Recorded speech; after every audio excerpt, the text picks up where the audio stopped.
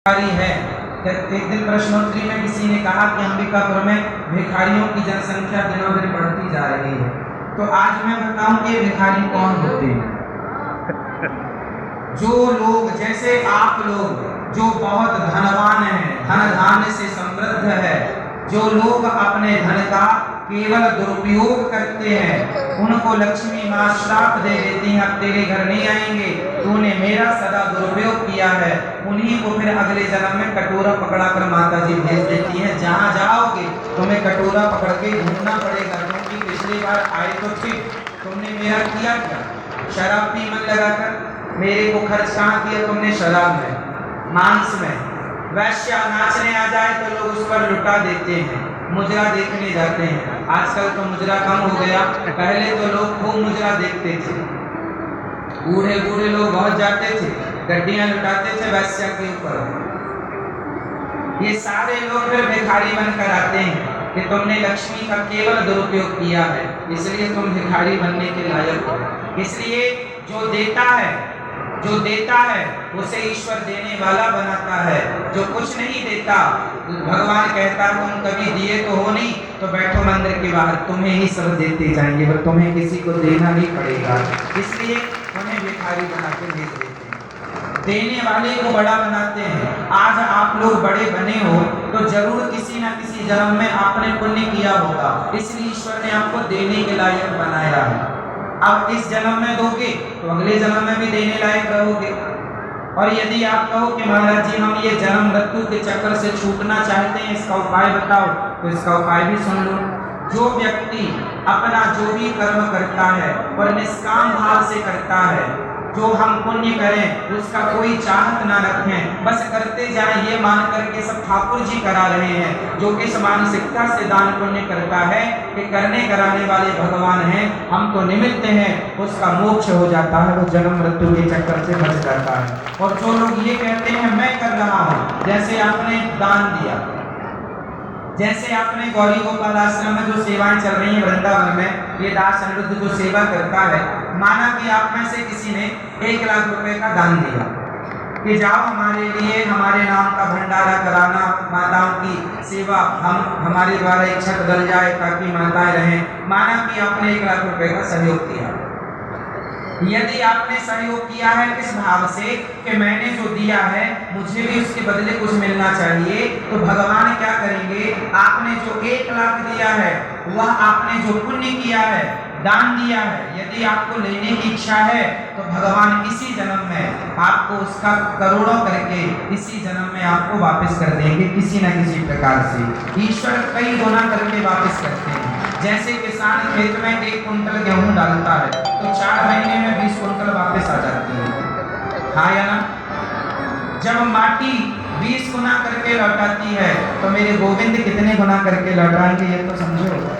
तो जो व्यक्ति सका, जैसे आपने दान दिया और भाव रखा कि मुझे भी इसके बदले कुछ मिलना चाहिए, तो भगवान आपको खूब धन धान्य दे करके परिपूर्ण करेंगे। अब दूसरा, जैसे आपने दान दिया 1 लाख रुपए और आपने कहा कि हे प्रभु हमने जो दान दिया है वो इसलिए दिया है क्योंकि आपने हमें देने के लायक बनाया है, हमने तो सेवा की है, जो हमसे बना ये सेवा तेरी है, मैं कौन होता हूँ करने वाला कराने वाला? हे विधाता तू ही करने वाला है, तू ही कराने वाला है।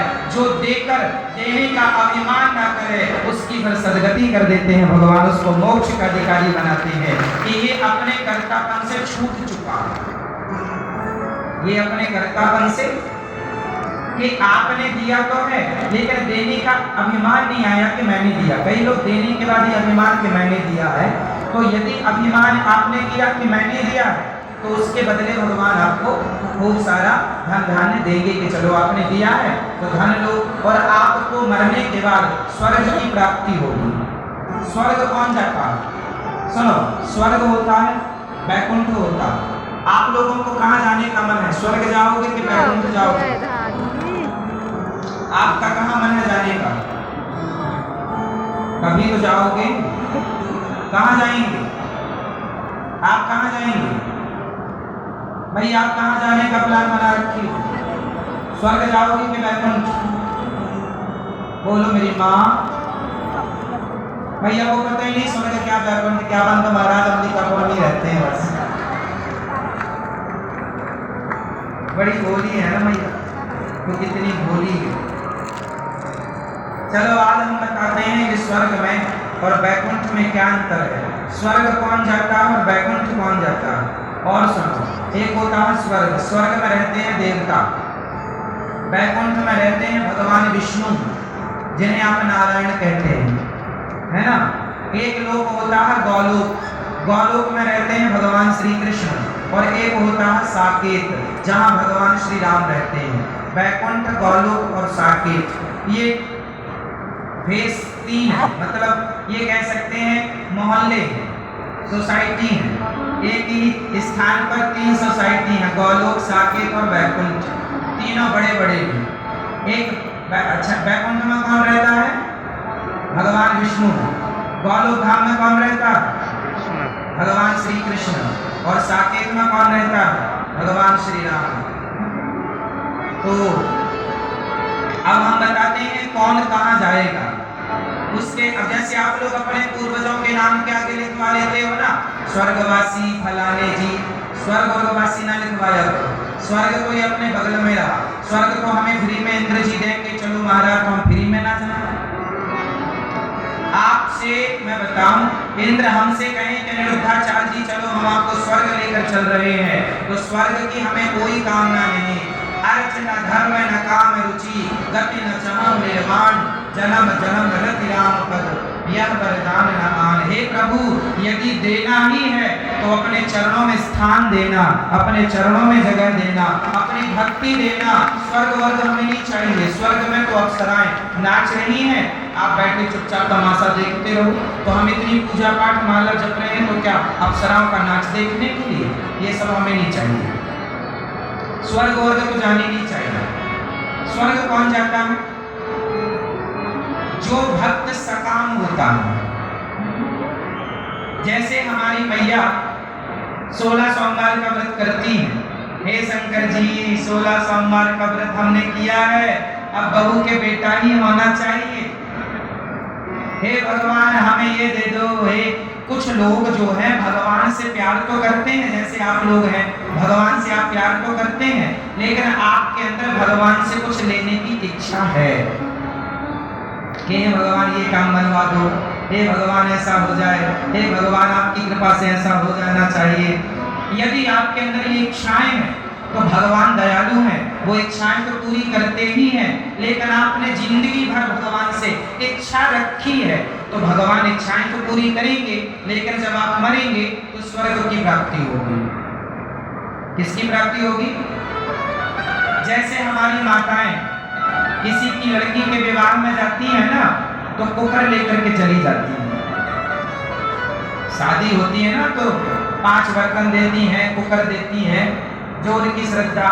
अच्छा, कुकर देने के बाद उनकी इच्छा ये रहती है कि जब हमारी बेटी की हो तो हमने 1 लीटर का कुकर दिया है तो ये अब हमें 2 लीटर का वापस करें।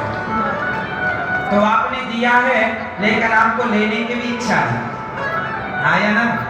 आजकल जो हम शादी विवाह में व्यवहार करते हैं वो व्यवहार हम करते तो हैं, हम कन्यादान में देते हैं दान, लेकिन वापस लेने की पूरी इच्छा होती है, हाँ या ना?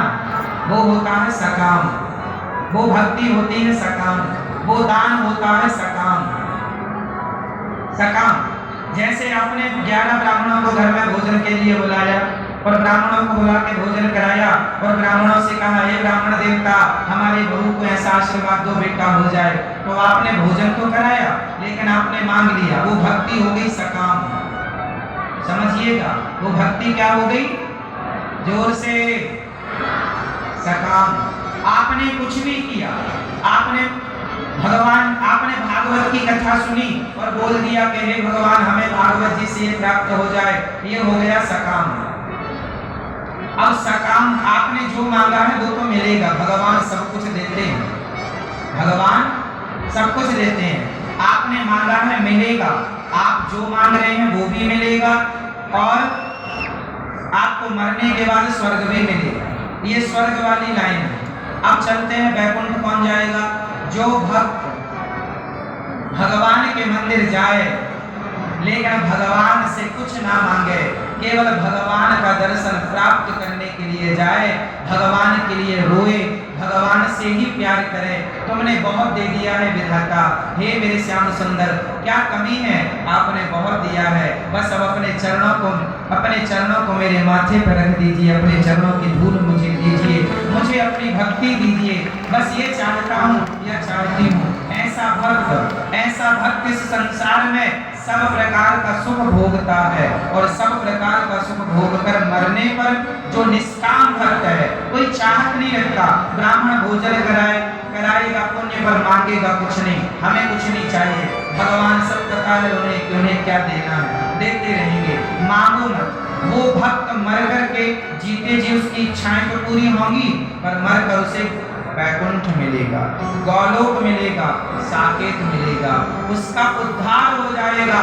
फिर वही होता है जो जन्म और मृत्यु के चक्र से छूटकर सदा सदा के लिए भगवान का हो जाता है। और मांगने वाला वो स्वर्ग जाएगा, स्वर्ग जाकर के अपना पुण्य भोगेगा, पुण्य खत्म हो जाएगा, फिर धरती पे आएगा, अब पुण्य फिर से करो, उसका जन्म मृत्यु नहीं छूटता। तो समझ में आ गई दोनों बातें। इसलिए संत जन गुरु जन कहते हैं भगवान की भक्ति निष्काम हो। इसलिए भगवान से कुछ नहीं मांगना, भगवान से कुछ ना मांगो, ये भगवान है। छोटा सा बच्चा अपनी माँ से कभी दूध नहीं मांगता, छोटा सा बच्चा अपनी माँ से दवाई नहीं मांगता, माँ स्वयं समझ जाती है कि बच्चे को कब दवाई देना है, कब भूख लगी है, कब दूध पिलाना है, कहाँ दर्द है, माँ समझ जाती है। जैसे बच्चे को बोलना नहीं पड़ता, माँ सब समझती है, क्योंकि बच्चे ने समर्पण कर दिया। उसी प्रकार जब